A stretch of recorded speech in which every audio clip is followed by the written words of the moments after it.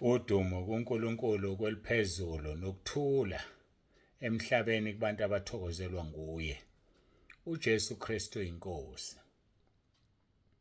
uJesu Kristu inkosi. uJesu Kristu inkosi. Siyambonga uNkulunkulu wethu kakhulu, siyamdumisa ukuba siphinde sihlangane futhi namhlanje sizodla isidlo sasekhaya ezulwini, sizodla isidlo somphefumulo. Siyambonga kakhulu kakhulu uNkulunkulu wethu. Enyameni siyangena emkhosini. Singena emkhosini sizila ukudla kwenyama. Akuzilwa okomphefumulo. Ayikho ifasting yomphefumulo. Ayikho ifasting yokomoya. Ngoba uzofa uma ungasawuphakeli umphefumulo wakho ukudla kwawo. Uzofa spiritually uma usuqhelelana nezwi likaNkulunkulu.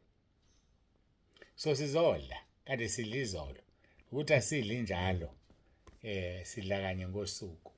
Ukudla kwesibili nokwesithathu sekungokwakho ngesikhathi uvula izwi ufunda. Ngiyaku-encourage zondle ngokukholeka, zondle ngezwi likaNkulunkulu, zondle ngezwi likaNkulunkulu, hayi ngama-TV, hayi ngezinto ezidlulayo zezwe, kodwa zondle ngezwi elimiyo njalo likaNkulunkulu.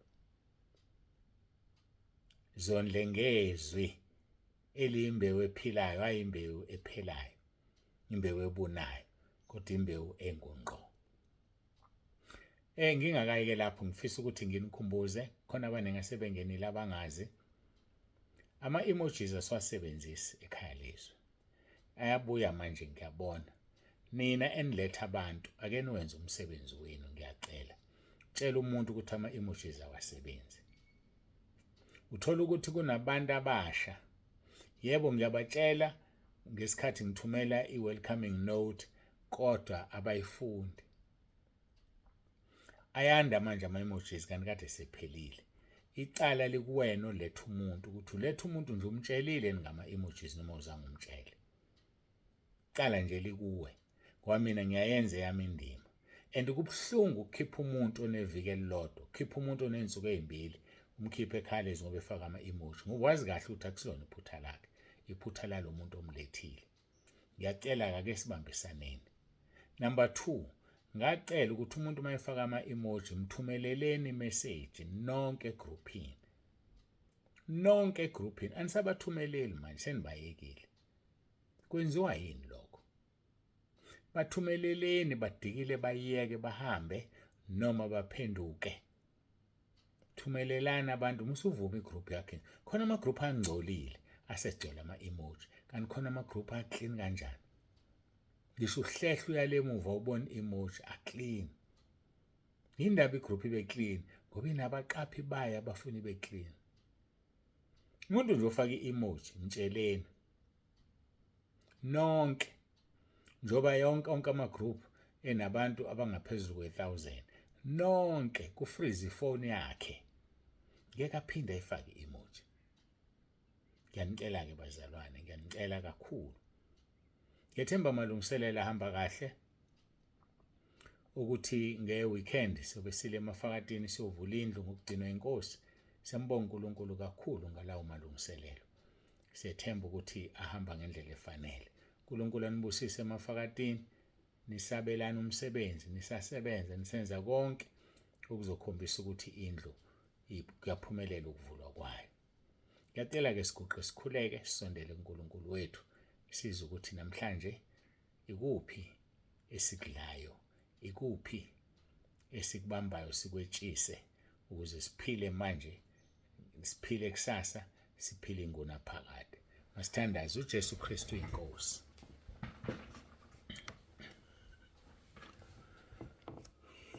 Baba, egameni lomfelo wethu uJesu ophilayo, uNkulunkulu wethu onomusa, siyazithoba phambi kobuso bakho, siyabonga ngakho konke osenzele khona. Ngiyacela kube kanye nathi kule nkonzo, usibusise, usibiyele, silizwe silenze izwi lakho. uJesu Kristu inkosi. uJesu Kristu inkosi. uJesu Kristu inkosi. Amen.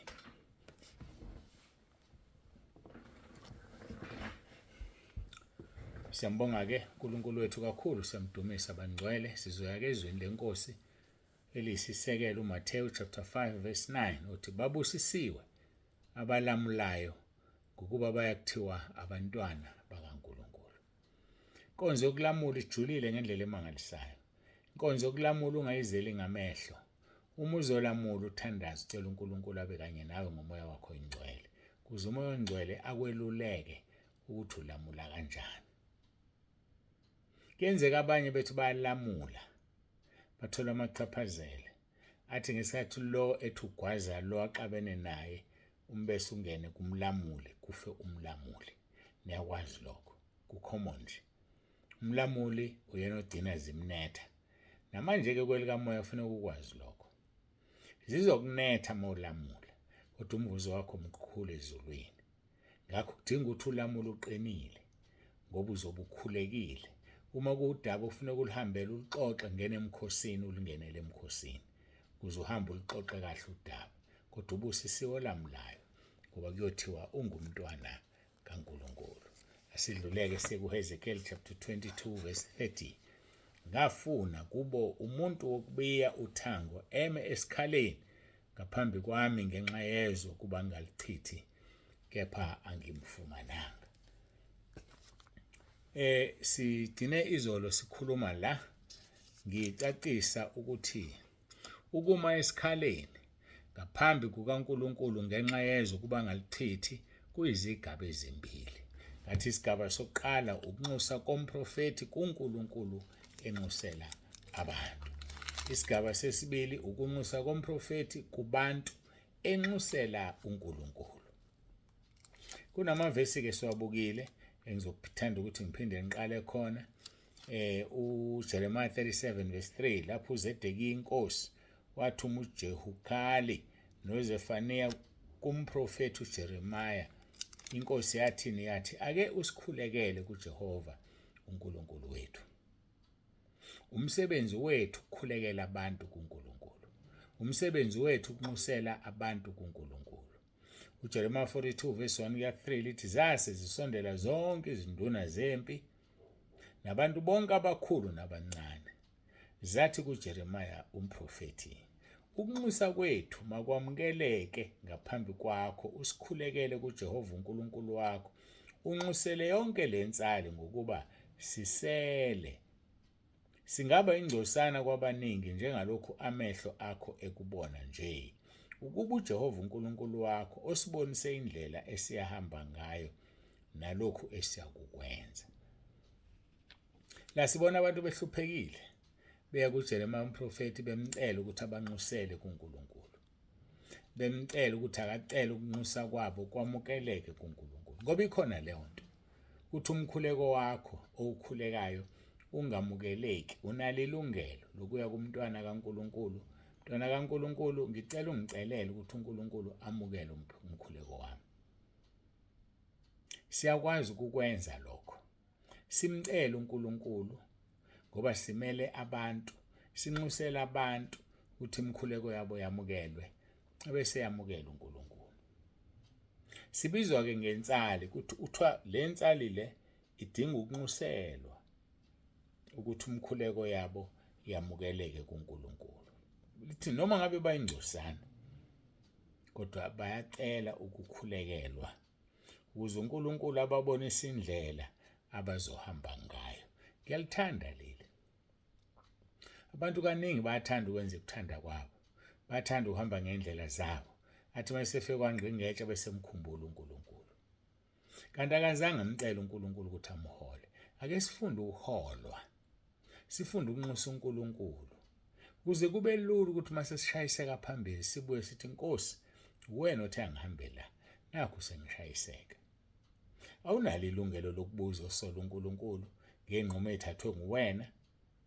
Musuyithathela inqumo, yekela uNkulunkulu akuthathele isinqumo ngoba yena uyazi phambili, uzokuthathela isinqumo esizokuphumelelisa. Kuyisono kuNkulunkulu ukungabanxuseli, ukungabakhulekeli abantu bonke. Kuyisono kuNkulunkulu. Simele ukubakhulekela abantu, simele ukubanxusela abantu. ngoba thina njengabaholi simile esikhaleni ukuba sinxusele abantu kuNkulunkulu. Uma ungakwenzi lokho, gombela kwesakho uzinxusela wena isono. Asinxusele abantu kuNkulunkulu. Nabantu kakhulu ibandla malimnxusele umfundisi walo kuNkulunkulu. Ngake ngasho ngizophinda. Iyangimangaza lento ukuthi umfundisi kuthiwa udlwengulile. Umfundisi ulala nabafana abancane engowesilisa. Kwenzeka kanjani ngempela ibandla likhona limkhulekela? Ave kungeyikhona ukuthi alimkhulekeli.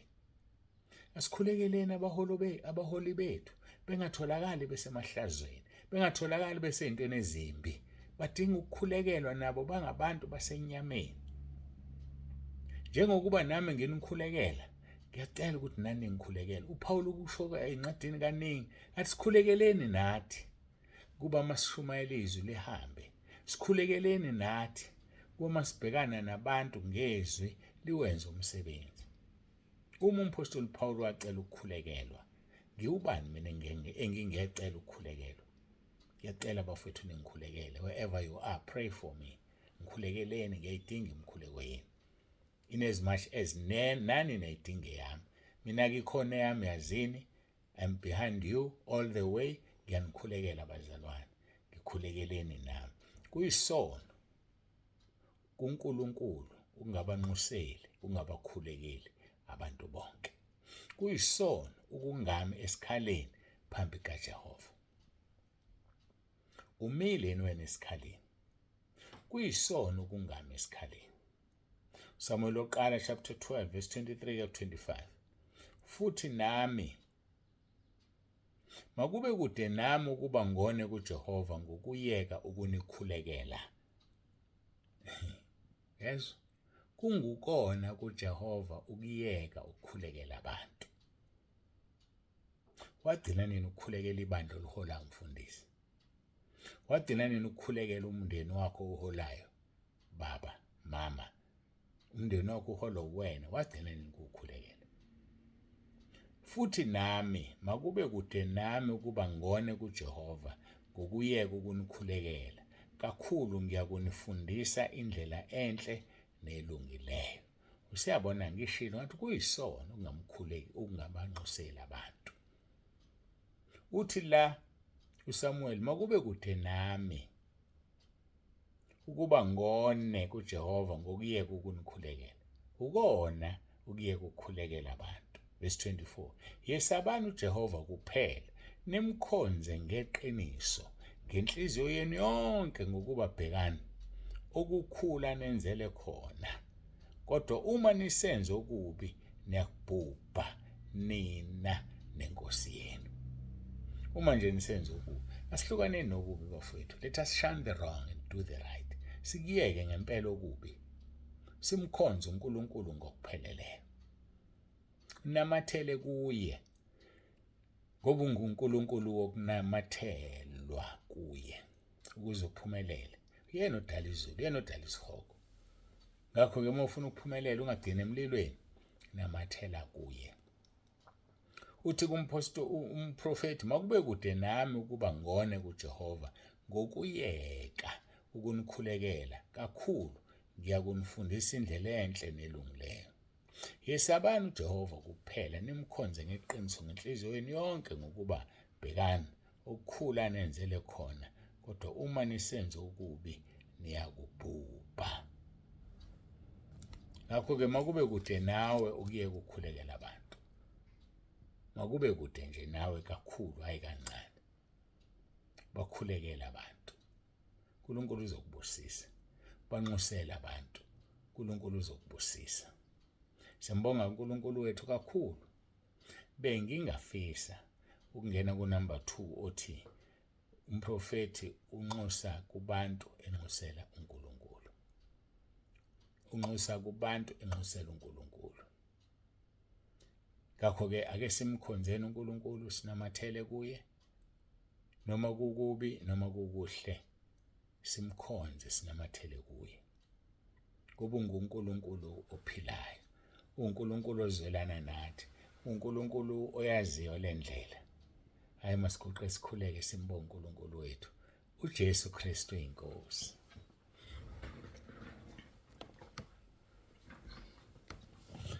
Baba egameni lomfelo wethu uJesu ophilayo, uNkulunkulu wethu nomusa, siyabonga ngenkonzo, siyabonga ngakho konke.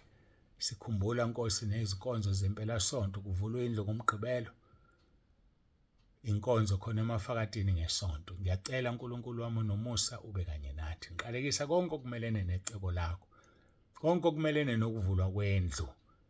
Ngegunya onginikeze lona kuMathewu 16:19, ukuthi ngikubophe emhlabeni kuboshwe ezulwini, ngibopha yonke imimoya yamadimoni, amadevilship phansi ngaphansi esihogweni. Awanasabelo kuleya ndawo. Ngifafaza igazi lakho phezu kwendlu yokukhonza, ngifafaza igazi lakho ebaleni egcekeni, ngifafaza igazi lakho yonke indawo. Sibiyele Nkosi, usigcine sisaya noma sesibuya. Dumo lonke-ke silinikeza wena. Nansi inkonzo Nkosi, abayilalelayo babusise kakhulu uma sebelenza izwi lakho. uJesu Kristu inkosi. uJesu Kristu inkosi. uJesu Kristu inkosi. Amen. Eke siyambonga kakhulu uNkulunkulu, sesifikile emaphethelweni.